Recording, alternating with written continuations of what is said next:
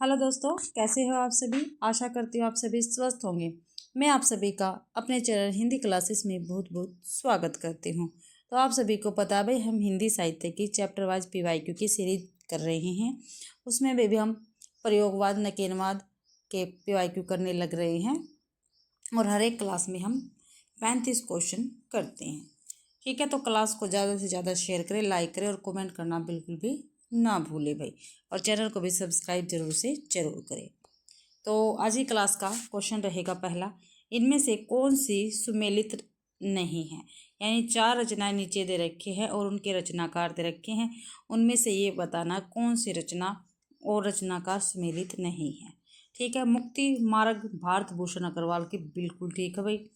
पिघलते पत्थर रागे राघव की है। ठीक है, अजय के खंडर ये निराला जी की नहीं है भाई। प्रलय सर्जन ये शिवमंगल सिंह सुमन की है। तो अजय के खंडर किसके, रागे राघव की रहेगी। तो सी आंसर ठीक है अपना। अजय के खंडर निराला सही सुमेलित नहीं है। इनका सही सुमेलित देखते हैं। रचना और रचनाकार, मुक्ति मार्ग भारत भूषण अग्रवाल की है। पिघलते पत्थर रागे राघव की है। अजय खंडर रागे राघव की है रचना। प्रलय सर्जन शिवमंगल सिंह सुमन की रचना रहेगी।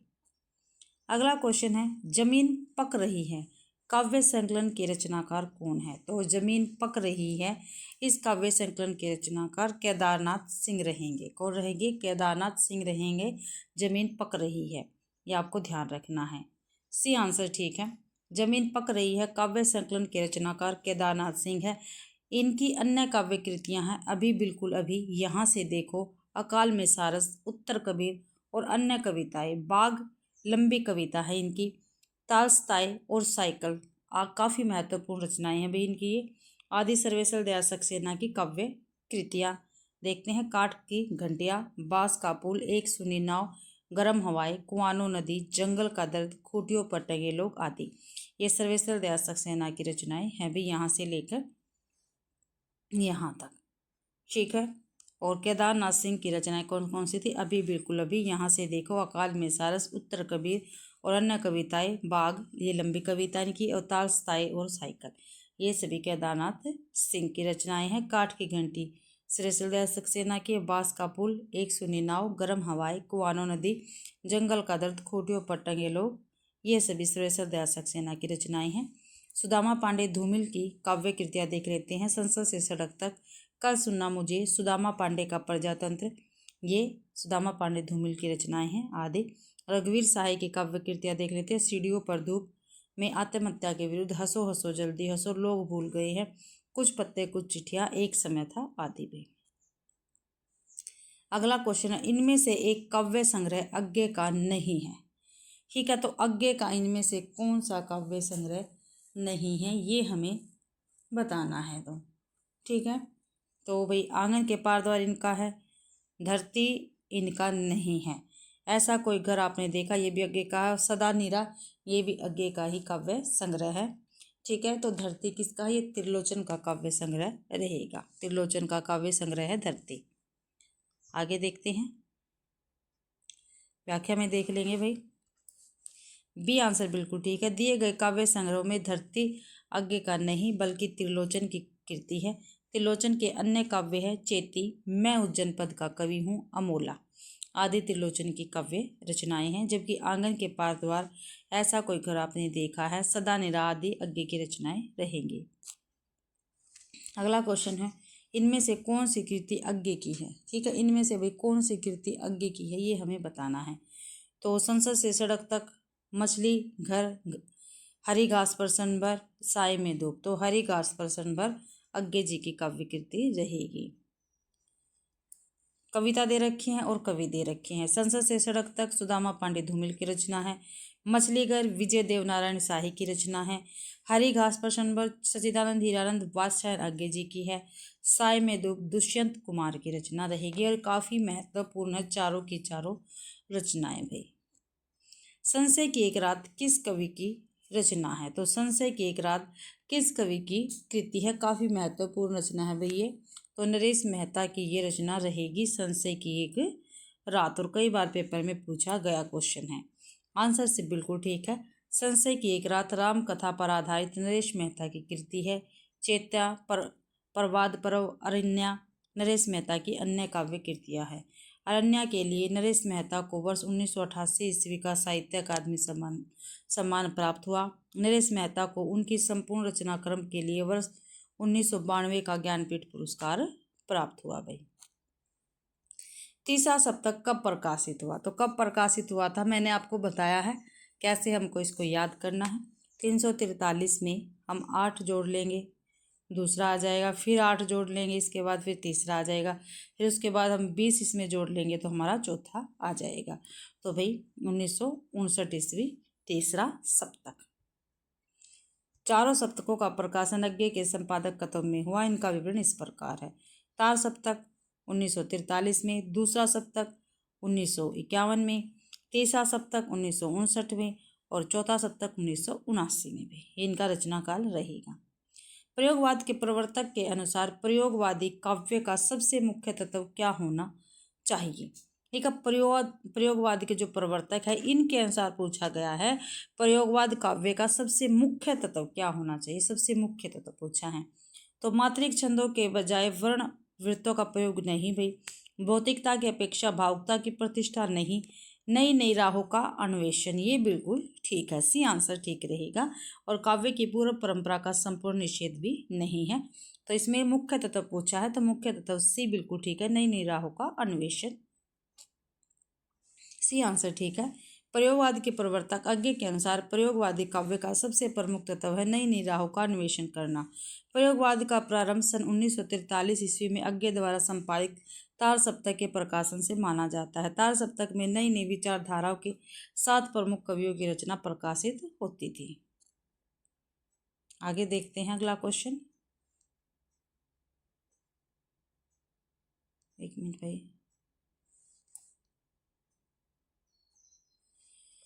इनमें से किस कवि की रचनाएं चौथा सप्तक में संकलित नहीं है? नहीं पूछा है, नहीं है।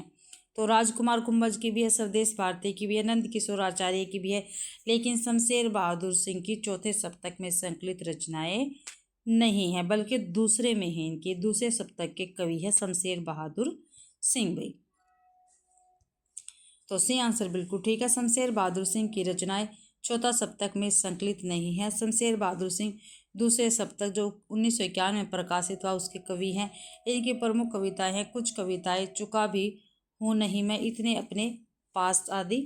चौथा सप्तक 1979 ईस्वी में संकलित कवि है अवधेश कुमार, राजकुमार कुंभज, स्वदेश भारती, नंद किशोर आचार्य, सुमन राजे, श्री राम वर्मा और राजेंद्र किशोर भाई।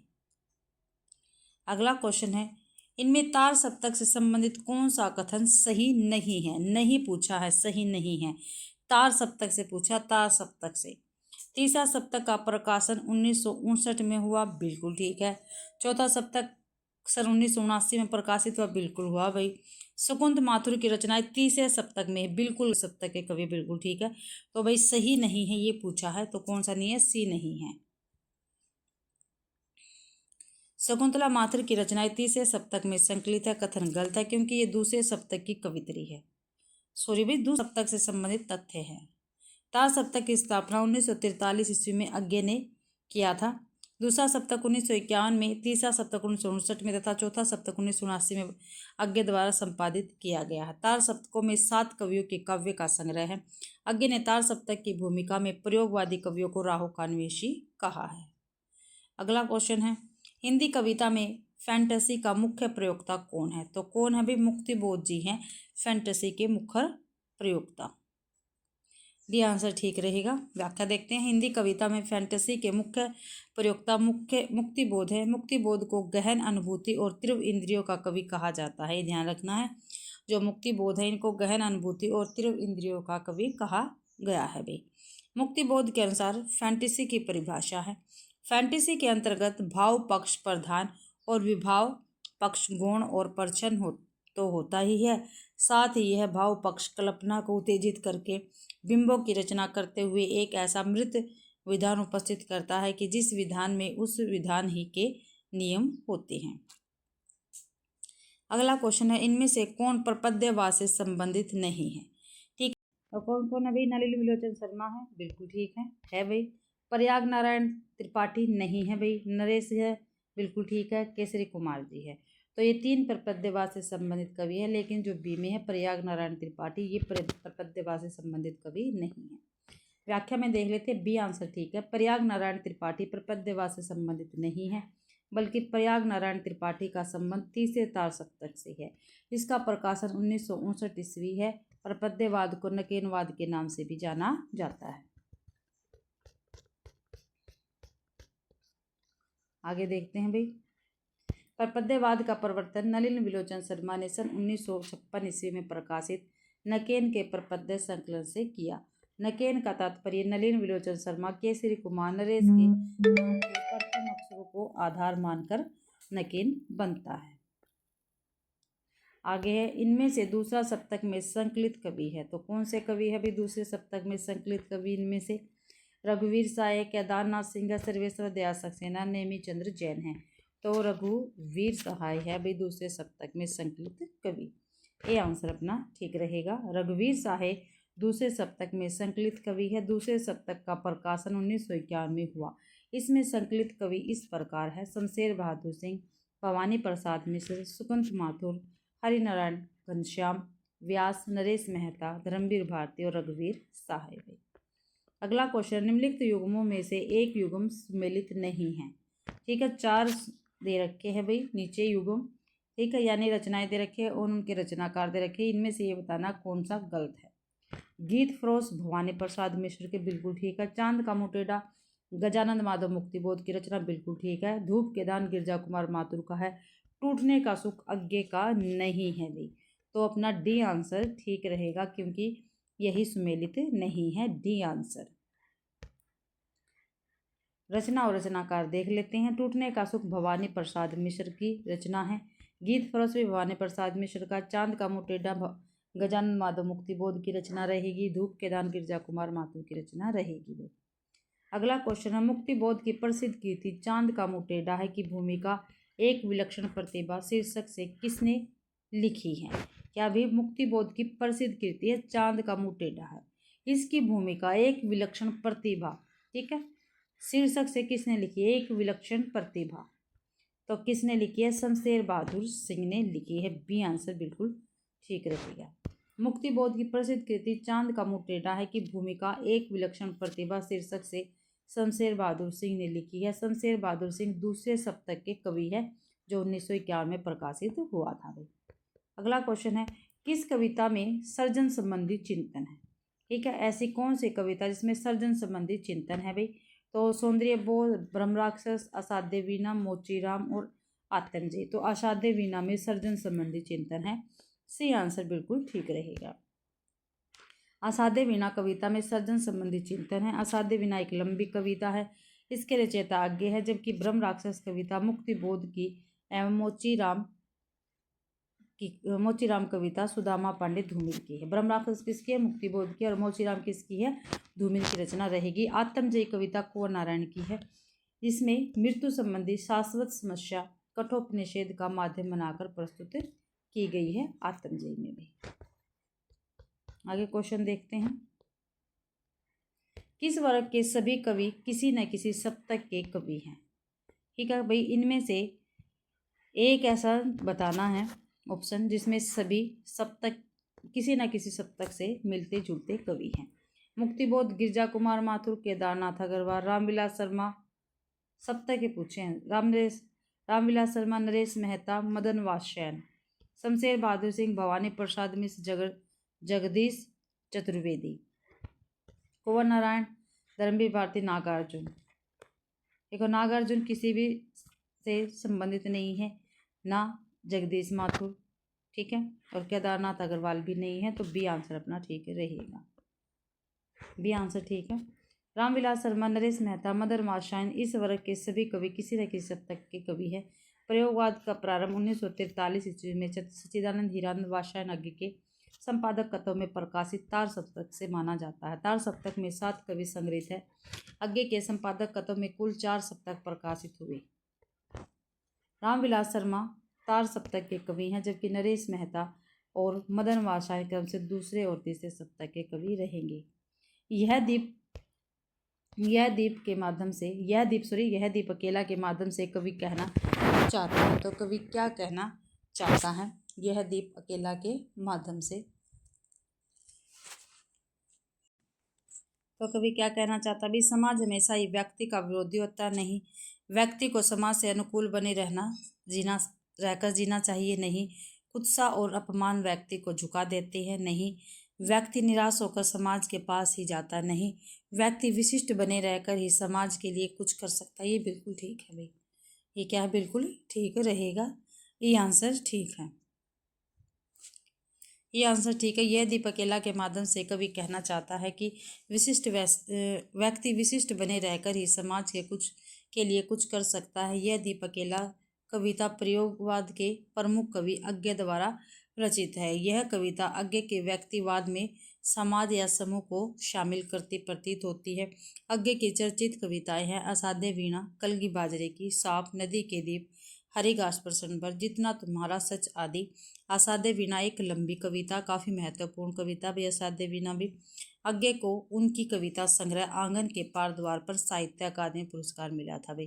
ठीक है, जो आंगन के पार द्वार, इस पे तो साहित्य अकादमी पुरस्कार मिला था। और कितनी नाव में कितनी बार इस पर ज्ञानपीठ पुरस्कार मिला था अज्ञे जी को।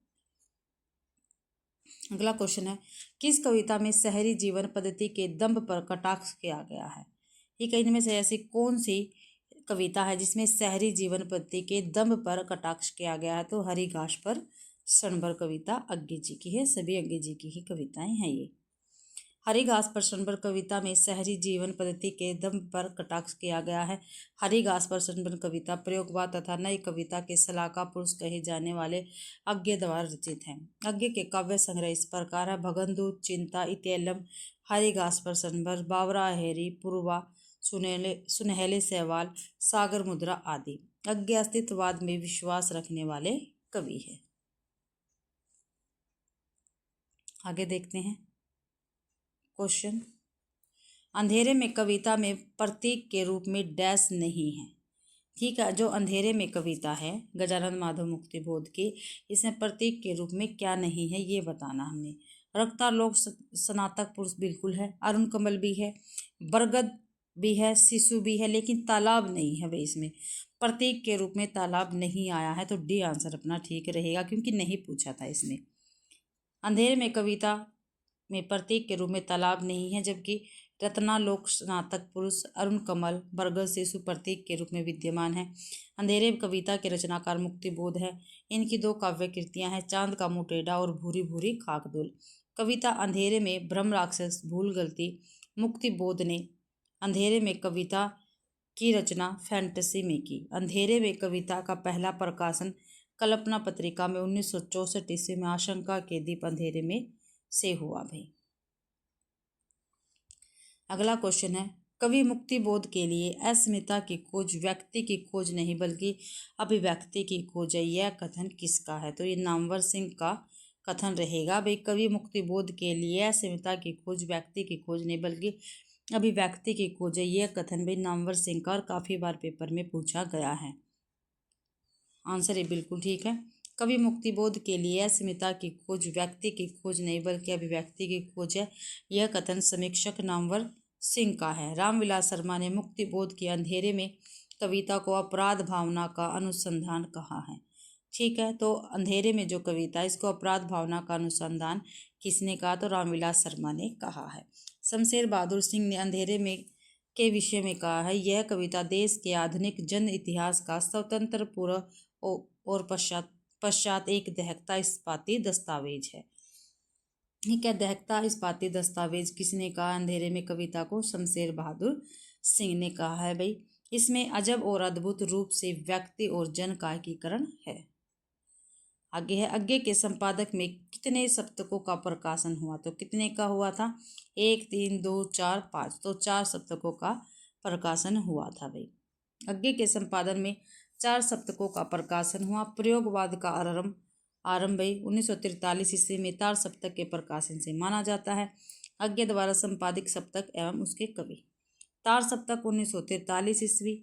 इसके कवि देखते कौन कौन से? अज्ञे, रामविलास शर्मा, गजानन माधव मुक्ति बोध, प्रभाकर वाचवे, नेमी चंद्र जैन, गिरजा कुमार माथुर और भारत भूषण अग्रवाल। दूसरा सप्तक 1951 ईस्वी शमशेर बहादुर सिंह, भवानी प्रसाद मिश्र, सुकुंत माथुर, हरिनारायण घनश्याम व्यास, नरेश मेहता, धर्मवीर भारती और रघुवीर सहाय। तीसरा सप्तक 1959 ईस्वी प्रयाग नारायण त्रिपाठी, मदन वात्स्यायन, विजय देव नारायण शाही, कुंवर नारायण, सर्वेश्वर दयाल सक्सेना, केदारनाथ सिंह और कीर्ति चौधरी भी।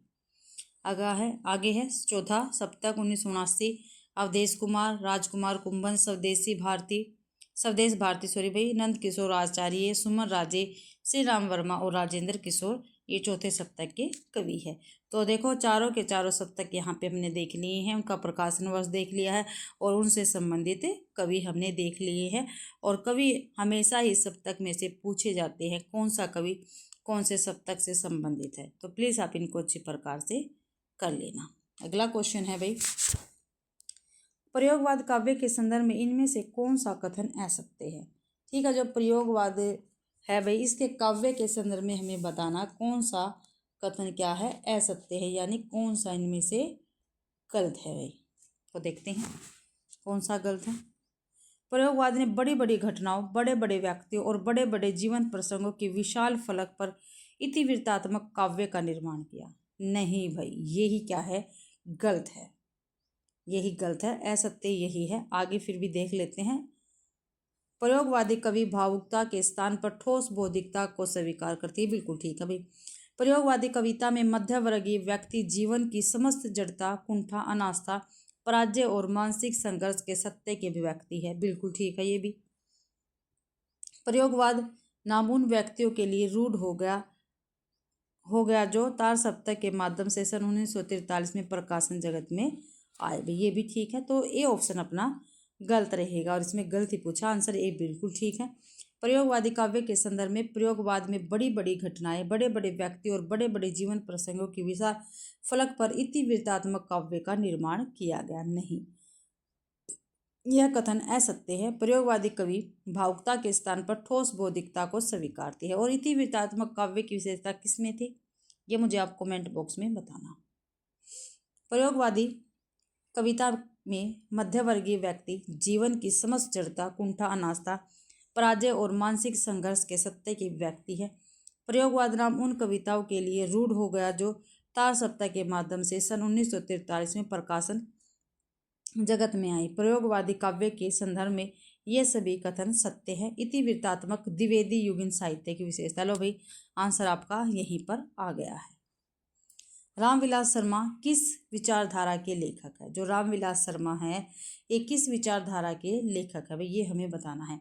तो परंपरावादी विचारधारा के, शास्त्रीय विचारधारा के, जनवादी विचारधारा के, सांस्कृतिक मूल्यवादी विचारधारा के। तो रामविलास शर्मा भी जनवादी विचारधारा के लेखक है, सी आंसर ठीक है। रामविलास शर्मा जनवादी विचारधारा के लेखक है। इनके काव्य संग्रह है रूप तरंग, सदियों के सोए, जाग उठे, बुद्ध वैराग्य तथा प्रारंभिक कविताएं। अगला क्वेश्चन, निम्नलिखित में से कौन सी रचना रघुवीर सहाय की नहीं है। ठीक है, नहीं बतानी है, जो रघुवीर सहाय की रचना नहीं है वो बतानी है। तो स्वाधीन व्यक्ति है, नेता क्षमा करे, कितनी शांति, आत्महत्या के विरुद्ध। तो कितनी शांति ये रघुवीर सहाय की रचना नहीं है। स्वाधीन व्यक्ति है, नेता क्षमा करे और आत्महत्या के विरुद्ध रघुवीर सहाय की ही रचना है, सी आंसर ठीक है। कितनी शांति रचना रघुवीर सहाय की नहीं है, बल्कि यह आगे की कविता है। किसकी है, आगे की कविता है। कितनी शांति, ये ध्यान रखना, आगे की कविता है। जबकि सीढ़ियों पर धूप में, लोग भूल गए, आत्महत्या के विरुद्ध आदि रघुवीर सहाय की रचनाएं रहेंगी। अगला क्वेश्चन है, अगर मैं तुमको ललाती सांझ के नभ की अकेली तारिका, अब नहीं कहता या शरद के भोर की निहारी कोई, टटकती कली चंपे की वैराग्य, तो प्रस्तुत पंक्तियाँ आगे की किस कविता से है। तो आगे की किस कविता से है भाई, ये हमें बताना है। तो आगे की कलगी बाजरे की जो कविता है उससे ये पंक्तियाँ ली गई हैं। आगे व्याख्या में भी हम देख लेंगे भाई क्या कुछ है। तो नदी के दीप आज मैं पहचानता हूँ, सागर किनारे और कलगी बाजरे की। तो ये पंक्तियाँ कलगी बाजरे की कविता से ली गई है भाई। ठीक है, अगर मैं तुमको ललाती सांझ के नभ की अकेली तारिका, अब नहीं कहता या शरद के भोर की निहार न्याही कोई, टटकती कली चंपे की वगैरह है, तो प्रस्तुत पंक्तियाँ आगे की कलगी बाजरे की कविता से उद्धृत है भाई। आगे है, प्रयोगवादी रचनाओं के लोकप्रिय न होने का कौन सा कारण निम्नलिखित में से सही नहीं है। ठीक है भाई, क्या कहा गया, जो प्रयोगवादी रचनाएं हैं ये क्या है, लोकप्रिय नहीं हुई, तो उनका कारण क्या था। ठीक है, क्यों ये लोकप्रिय नहीं हुई, ये कारण हमें बताना। तो समाज निरपेक्षता, धूर्तता, अस्पष्टता या समाज सापेक्षा। तो समाजीय सापेक्षा यही कारण था जिस कारण से प्रयोगवादी रचनाएं लोकप्रिय नहीं हुई। सी आंसर ठीक है। आगे देखते हैं, निम्नलिखित में से कौन तार सप्तक के कवि नहीं है। तार सप्तक के कवि नहीं है, तो सूर्यकांत त्रिपाठी निराला तार सप्तक के कवि नहीं है। प्रभाकर माचे भी है, अज्ञे भी है, गजानन माधव मुक्तिबोध। ये तार सप्तक पूछ रखा भाई, जो 1943 में प्रकाशित हुआ था। आगे है, आंसर है बिल्कुल ठीक है। व्याख्या देख लेते हैं, सूर्यकांत त्रिपाठी निराला तार सप्तक के कवि नहीं है, बल्कि छायावादी कवि है। तार सप्तक के अंतर्गत अज्ञे, मुक्तिबोध, गिरजा कुमार माथुर, रामविलास शर्मा, प्रभाकर माचे, बलवंत, नेमी चंद्र जैन, भारत भूषण अग्रवाल आते हैं। इसका प्रारंभ 1943 में सच्चिदानंद हीरानंद वात्स्यायन अज्ञे के संपादक कतम में प्रकाशित तार सप्तक से माना जाता है। आगे, निम्नलिखित में से कौन सी रचना भवानी प्रसाद मिश्र की नहीं है। तो कौन सी भवानी प्रसाद मिश्र की नहीं है। अभी गीत फरोसा, सतपुड़ा के जंगल है, सन्नाटा है, लेकिन ब्रह्म राक्षस इनकी रचना नहीं है, ये मुक्तिबोध की रचना रहेगी। ये आंसर अपना ठीक है। ब्रह्म राक्षस भवानी प्रसाद मिश्र की रचना नहीं है, बल्कि एक गजानन माधव मुक्तिबोध की रचना है। इनकी अन्य रचनाएं हैं भूल गलती, अंधेरे में, अंतःकरण का आयतन। शेष सभी रचनाएं भवानी प्रसाद मिश्र जी की है। देखो, भूल गलती, अंधेरे में और अंतःकरण का आयतन गजानन माधव मुक्तिबोध की रचनाएं हैं भी। प्रयोगवाद की प्रवृत्ति नहीं है। ठीक है, इनमें से प्रयोगवाद की प्रवृत्ति कौन सी नहीं है, ये हमें बताना है। तो क्षणवाद भी है, बौद्धिकता भी है, दुखवाद भी है, लेकिन पारंपरिक उपमानों का प्रयोग ये प्रयोगवाद की प्रवृत्ति नहीं है। सी आंसर ठीक है। पारंपरिक उपमानों का प्रयोग वाद की प्रवृत्ति नहीं है। क्षणवाद, भौतिकता तथा दुखवाद प्रयोगवाद की प्रमुख प्रवृत्तियां हैं। प्रयोगवाद की प्रमुख प्रवृत्तियां इस प्रकार है, अहमवादी प्रवृत्ति का प्राधान्य, यथार्थवाद का आग्रह, निराशावाद, भौतिकतावाद का प्राधान्य, उपमानों की नवीनता, साधारण विषयों का निरूपण, भाषा का प्रयोग है। आगे देखते हैं, निम्नलिखित में से कौन तार सप्तक के कवि नहीं है। ठीक है, तार सप्तक के कवि नहीं है, ये हमें बताना है। तो तार सप्तक के कवि इनमें से कौन नहीं है। अज्ञे तो है, नेमी चंद्र जैन भी, मुक्तिबोध भी, लेकिन भवानी प्रसाद मिश्र जी नहीं है तार सप्तक के कवि भाई। आगे देखते हैं क्वेश्चन बी आंसर ठीक है। भवानी प्रसाद मिश्र तार सप्तक के कवि नहीं। ध्यातव्य है कि तार सप्तक 1943 में प्रकाशित अज्ञे के संपादक कतम में हुआ। इसी से प्रयोगवाद का प्रारंभ समझा जाता है। तार सप्तक के 7 कवि इस प्रकार है, अज्ञे, रामविलास शर्मा, मुक्तिबोध, प्रभाकर माचवे, नेमी चंद्र जैन, गिरजा कुमार माथुर और भारत भूषण अग्रवाल भाई। फैंटेसी शिल्प पर आधारित काव्य रचना कौन सी है। ठीक है, तो कौन सी है। मधुबाला है, गीत फरोश है, कनुप्रिया है, या अंधेरे में। तो अंधेरे में फैंटेसी शिल्प पर आधारित काव्य रचना है।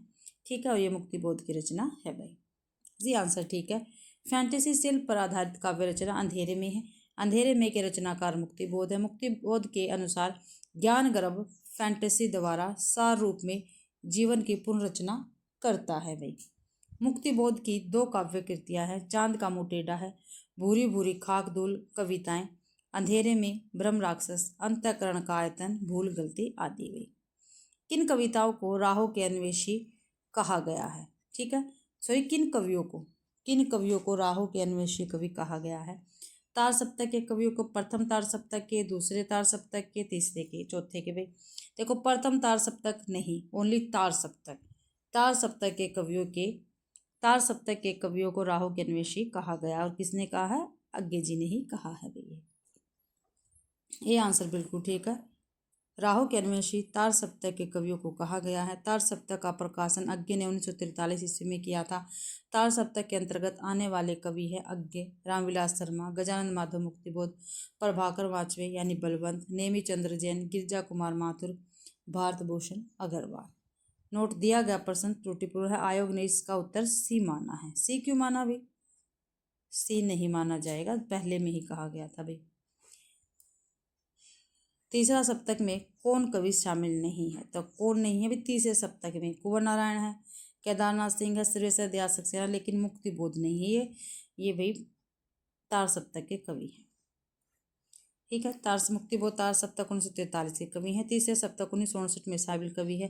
कुंवर नारायण केदार सिंह, कीर्ति चौधरी, प्रयाग नारायण त्रिपाठी, विजय देवनारायण शाही, मदन वात्सायन, सर्वेश्वर दयाल सक्सेना भी।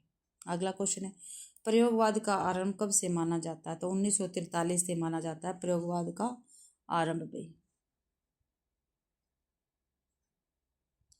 व्याख्या में देख लेते, प्रयोगवाद का आरंभ सन 1943 से माना जाता है। 1936 में प्रगतिवाद का प्रारंभ तथा 1954 में से नई कविता का प्रारंभ माना जाता है। ठीक है। प्रयोगवाद का 1943, 1936 में प्रगतिवाद का, ठीक है, 1954 में नई कविता का। और प्रयोगवाद का आरंभ अज्ञे के तार सप्तक के प्रकाशन से माना जाता है। प्रयोगवाद शब्द का प्रथम प्रयोग नंद दुलारे वाजपेयी ने किया था। प्रयोगवाद बैठे ठाले का धंधा किसने कहा है? प्रयोगवाद को भी बैठे ठाले का धंधा किसने कहा? तो नंद दुलारे वाजपेयी ने कहा है। ये आंसर अपना बिल्कुल ठीक रहेगा। प्रयोगवाद बैठे ठाले का धंधा है, नंद दुलारे वाजपेयी ने कहा। रामविलास शर्मा ने लिखा, प्रयोगवादी कविता में युग से उत्पन्न अनास्था, शंका, घुटन, कुंठा, बगनाशा में से एक पथ के अन्वेषण की व्याकुल भावना दिखाई पड़ती है। ये कवि एक नए मार्ग का अनुसंधान करने के लिए व्याकुल है। ठीक है, रामविलास शर्मा ने कहा। डॉक्टर नगेंद्र ने प्रयोगवाद को शैलीगत विद्रोह कहा है। क्या कहा भाई डॉक्टर नगेंद्र ने? प्रयोगवाद को शैलीगत विद्रोह कहा है। तो इसी के साथ भाई आज की अपनी क्लास के 35 क्वेश्चन कंप्लीट होते हैं। आशा करती हूँ भाई आप सभी को क्लास पसंद आई होगी। अगर क्लास पसंद आती है तो प्लीज़ क्लास को ज़्यादा से ज़्यादा शेयर करें, लाइक करें और कमेंट करना बिल्कुल भी ना भूलें भाई। और चैनल को भी सब्सक्राइब जरूर करें।